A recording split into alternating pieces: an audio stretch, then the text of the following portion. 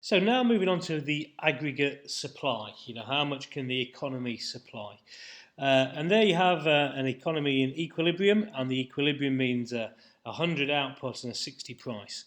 But what could happen is that aggregate supply curve could move. Okay, so I'm looking at the aggregate supply curve moving here, and it's moved to the left, so it's a reduction in the aggregate supply.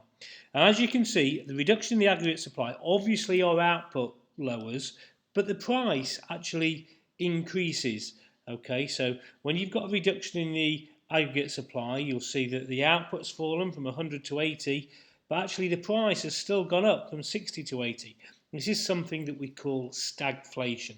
So what would cause a reduction in the aggregate supply? What would cause the economy to not produce as much? Well, if you've got a major rise in energy prices or material prices like oil or something like that, then it's going to cost the economy a lot more to supply, and so therefore they won't be able to supply as much. Similarly, if labour costs go up, you won't be able to supply as much. Or it could just simply be a fall in productivity and you won't be able to supply as much.